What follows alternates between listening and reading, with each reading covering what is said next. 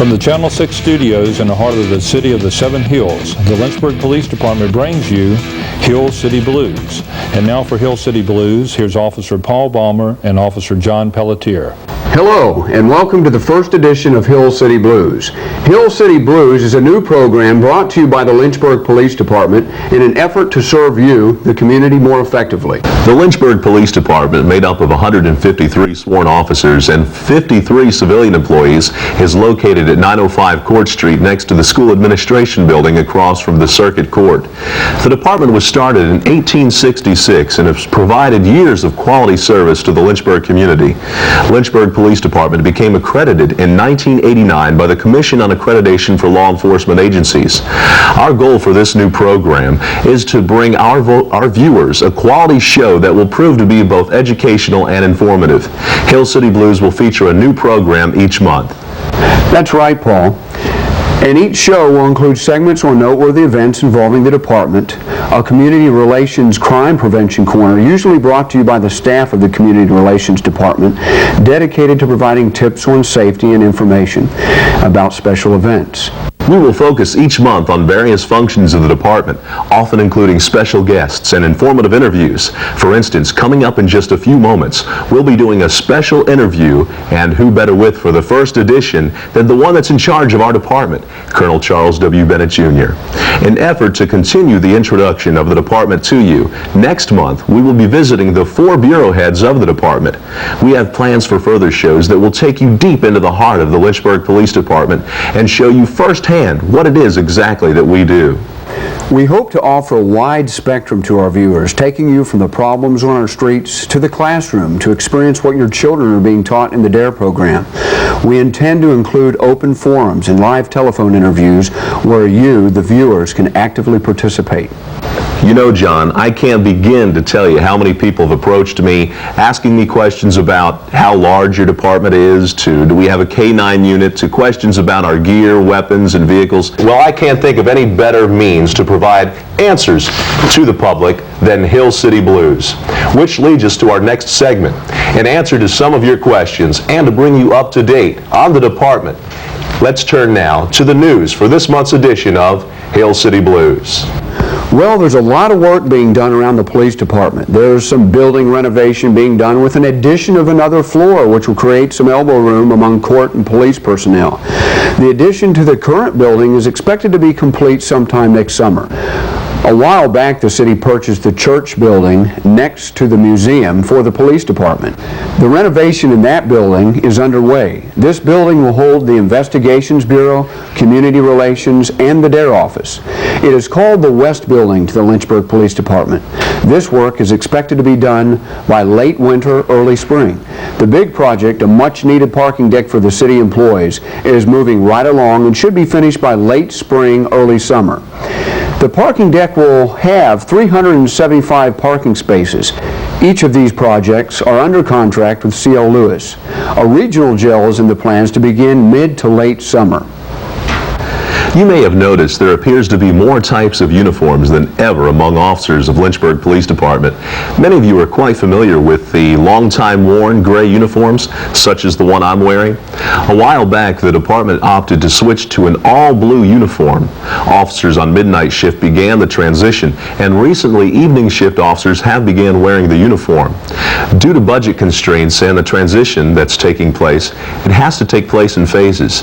The daylight shift officers are expected to complete the transition by putting the new uniforms on next spring. And that's not the only change, Paul. Those of you who keep up with the type of weapons our officers are carrying may have noticed our new sidearm. Up until October of this year, most of our officers were carrying the Smith & Wesson 10mm pistol.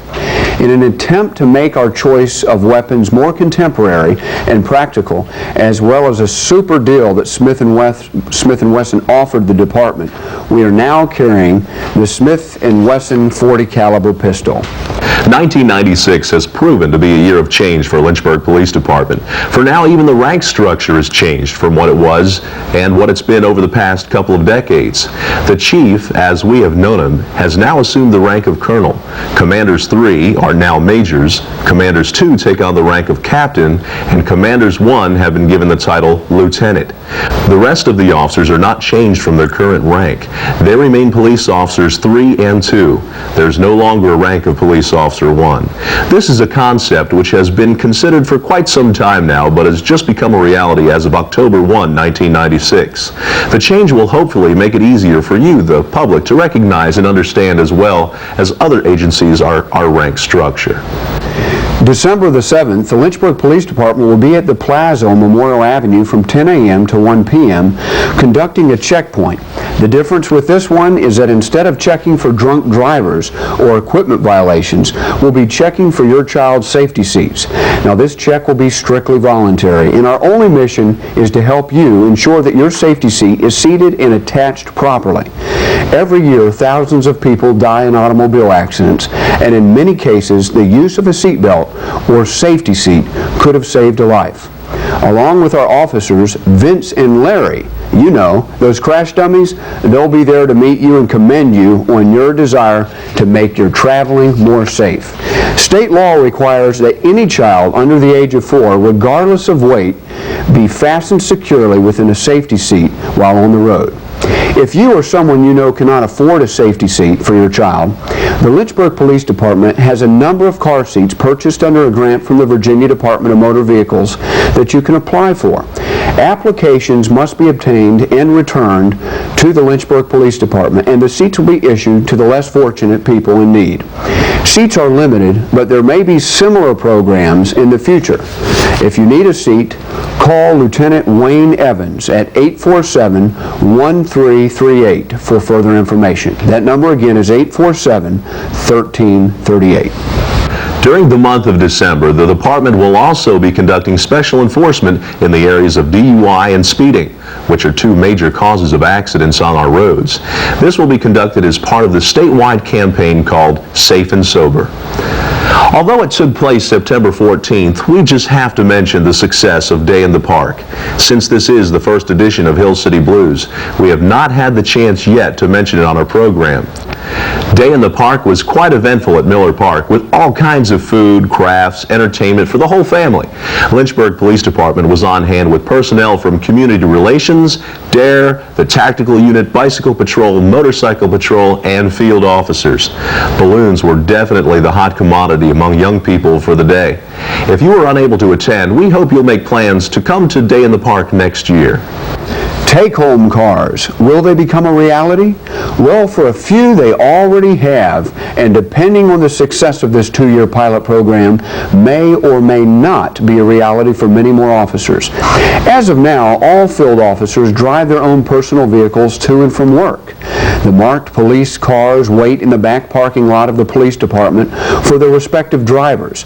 Depending on who the vehicle is assigned to, it may have to be parked for a shift or two, or more than not operated around the clock by all 3 shifts.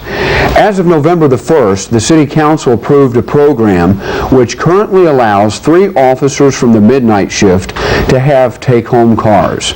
This marked police car is used to travel to and from work and certain off-duty jobs, and will provide higher visibility in your neighborhoods, as well as a quicker response time in certain critical situations. This program will study the feasibility and cost efficiency of having take-home cars for this purpose. If you're the parent of a 5th grader, it's possible you were one of the ones who attended Dare Night. 5th graders and their parents from Lincoln, Bass, Bedford Hills, James River Day, Sheffield, Sandusky, and Darrington elementary schools attended a gathering at Lincoln Elementary School November 14th. This meeting sought to unify efforts of awareness and education among parents, the school, and the police, as well as allowing parents to learn firsthand what their children are being taught in the DARE classes. Of course, the special guests for the night were Colonel Bennett and the K-9 unit, Officer Sweeney and Spencer. 7 new officers just recently completed the 45th Police Academy here in Lynchburg at the Central Virginia Criminal Justice Academy. They were sworn in Thursday, November the 14th, and are currently in the field training program soon to be released. Their completion of training will add much needed support and staffing to the field officers. Applicant processing for the academy to begin in January is still underway, and the department hopes to hire up to 10 new recruits to attend the 46th academy. We would love to hear from you here at Hill City Blues. Please write to us if you will. We welcome your comments, concerns, suggestions. Write Hill City Blues, care of Captain G.W. Reynolds at Lynchburg Police Department, Lynchburg, Virginia, 24505. In a minute, we'll be bringing you the highlight of this month's show, a special interview with Colonel Bennett, the man in charge of Lynchburg Police Department. Don't go away. If you don't stop for these lights,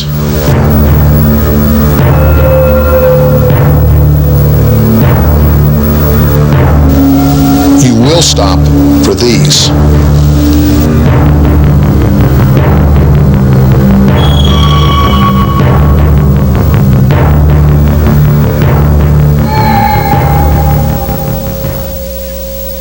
Welcome back to Hill City Blues. We bring you now the highlight of the show, the interview with who most of you know as Chief, and we now know as Colonel Charles W. Bennett. Thank you a whole lot for joining us, Colonel. It's my pleasure to be here today. Congratulations on the new show. Absolutely, thank you. Colonel, one thing that wherever I go, people ask me is, how in the world did you get into law enforcement? What steps led you into law enforcement? What can you tell about yourself and the viewers of how you got into law enforcement? Well, I know this is hard for people to believe, but I joined the police department in Richmond, Virginia 29 years ago.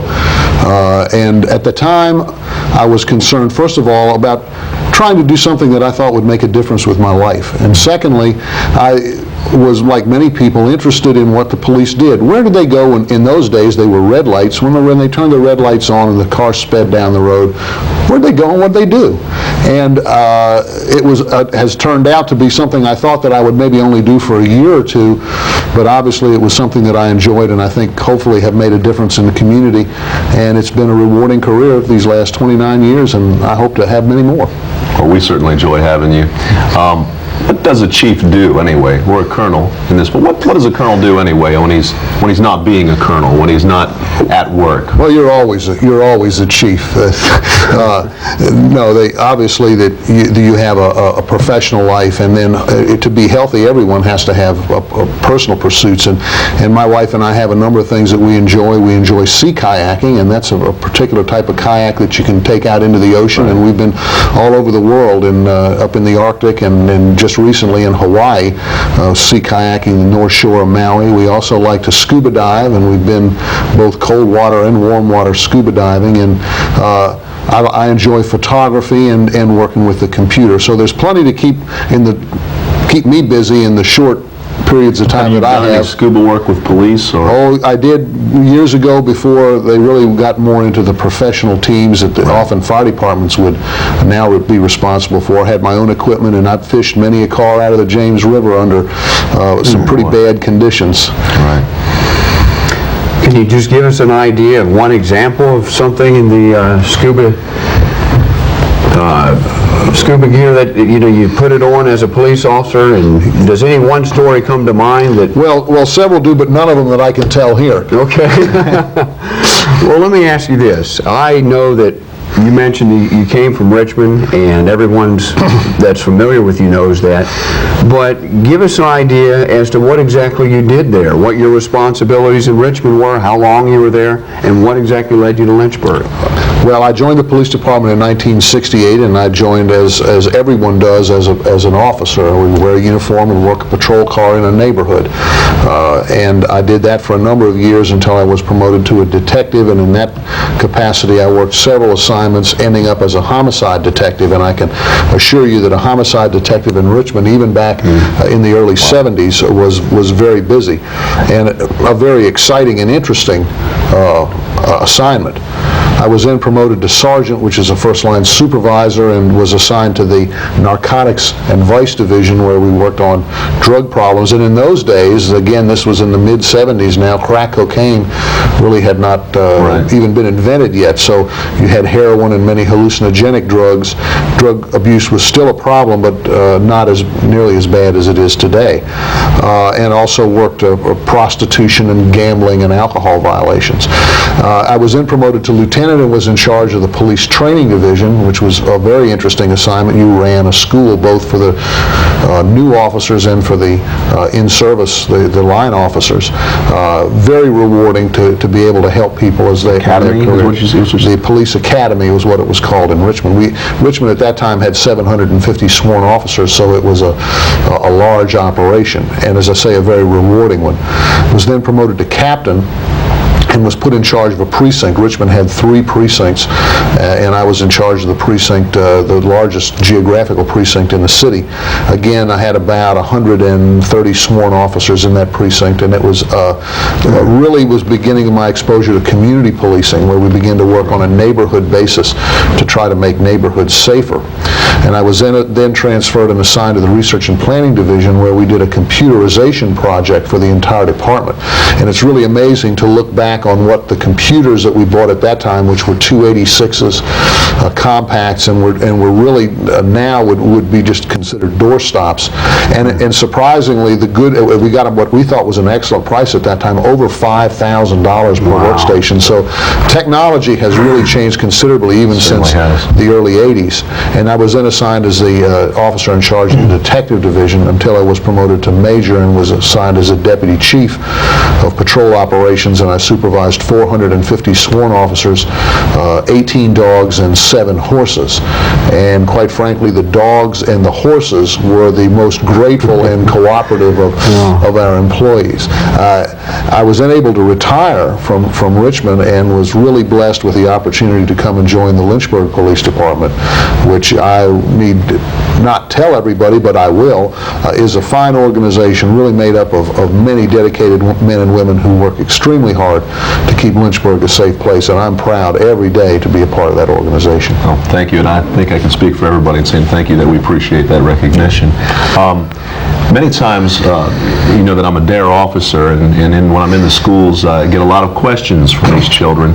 One of the main ones they always want to know is, Officer Balmer, have you ever been shot, or have you ever had to shoot anybody? Have you ever done this? And I proceed to tell them that fortunately, no, I never have, and fortunately, I've never had to shoot anybody, and that most police officers go their whole career and don't have to get in a situation like that. We hope not to get in that, and I understand from what we hear around the department that unfortunately you're unable to answer the same way, to answer likewise. You're exactly right, and I think television is one of the things that has misrepresented what police officers do. If you watch network television, you get the impression that every time a police officer goes out, they shoot somebody. And as you have accurately said, the vast majority of police officers never even have to fire their weapons, perhaps in their entire career. We certainly want to keep it that way. However, police officers are trained, highly trained, to be able to do that in a crisis situation and do it effectively. I did have a situation where I was shot in the line of duty, and I have had several situations where we've been involved in instances where individuals have behaved in such a way that the police have been forced to use fatal force against them. In 1984, I was the SWAT team commander. That's like the Lynchburg Police's tactical team. Right. And we had a situation where an individual had taken a 2.5-year-old girl hostage and set the house on fire, and of course to save her life, 4 other officers and I went in and were able to rescue her, but in the process the suspect shot me and the bullet went under my protective body armor that we had and exited my back. That's a risk that people need to realize, that every day, every police officer who pins on a badge and goes to work accepts that risk. No one wants that to happen, but yet every single police officer has taken an oath to protect the community, and that's the risk that they take. And fortunately, I had a very good medical facilities at the Medical College of Virginia, and they did a good job and put me back together, and I was able to go back to work really a little over 4 months after I was shot. The individual who shot me was killed in the return fire, and the hostage was rescued. Those are situations that we would prefer not to be in, but again, I think people need to realize that all police officers have taken an oath and take it very seriously, that they're going to protect the lives of the citizens, and sometimes that requires us to risk our lives, and I've never seen a police officer fail to rise to that challenge, which is why I'm proud to be a part of this profession. Thank you. And in your situation, the little child lived and was uninjured? She was uninjured. She had some smoke inhalation, but she was released from the hospital and was returned to her mother. So though it was a tragic situation, it ended in a Well, the innocent people were protected, and again, the guilty people suffered the consequences for their actions, yes. You know, when I think back of when you came to the department as chief, there's been a lot of changes that have taken place, a lot of good changes. Can you give an idea to our viewers what some of the changes have been, some of the improvements, some of the goals or achievements that we've had since you've come to the department? Well, I'd be glad to do that, but I'd like to say that those changes, I don't take much, if any, of the credit for that. The Lynchburg Police Department's a fine organization with a lot of highly trained and dedicated men and women who have a lot of good ideas. And I suppose if there's anything that I look back on, maybe where we had made some changes, was the ability to let those people really do those things that they knew were needed in the community. There have been a lot of changes, and there need to be, because we are facing a changing situation all the time. We've got to be responsive to that. And the changes I think that people have seen, and that I've gotten a lot of positive comments on, really deal with the fact that we need to be looking at neighborhoods in a way that we can help make them safer. It really is a partnership that the police have with the community. Thank you. I really appreciate you coming and joining us for just a few questions so the public, the viewers, can get to see you a little bit more and understand a little bit more what the department's about. Thank you so much, Chief. Well, thank both of you and everybody else who's been working on this program. I'm really excited about this, and I know that the viewers and the citizens of Lynchburg will appreciate and enjoy Hill City Blues. The Hill City Blues calendar of events. November 25th, Georgetown Forest Neighborhood Watch. November 26th, Our Neighborhood Watch. December 2nd, Daniels Hill Neighborhood Watch. December 3rd, Tin Bridge Neighborhood Watch. December 3rd, Diamond Hill Neighborhood Watch.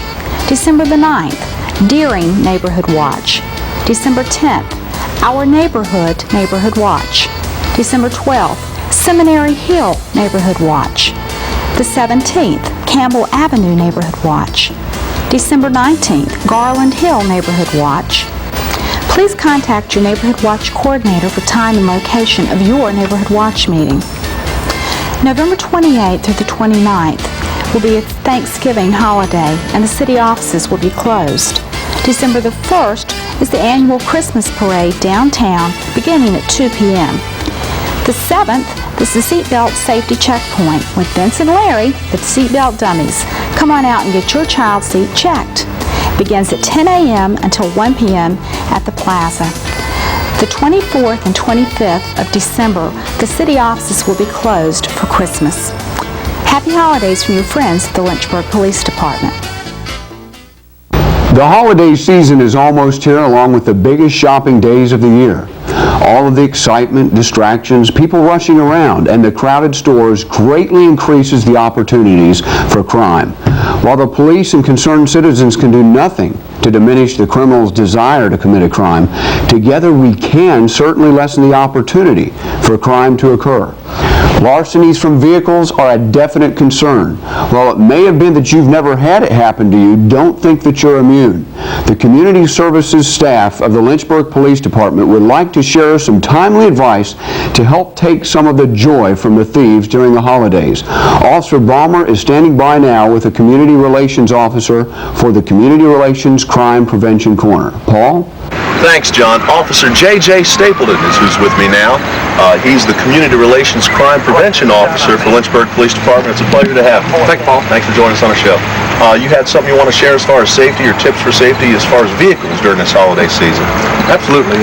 As you, I'm sure, are aware, we're experiencing an epidemic here in town. We've had over 650 larcenies from vehicles this year. Ranges in everything from tennis rackets to laptop computers to glasses to stereo equipment. And there are a number of ways that people can help protect themselves and not become a victim. You say 650. People think Lynchburg. They don't think that's that wouldn't happen here in our town. Well, it's not a violent crime. It doesn't get a lot of publicity.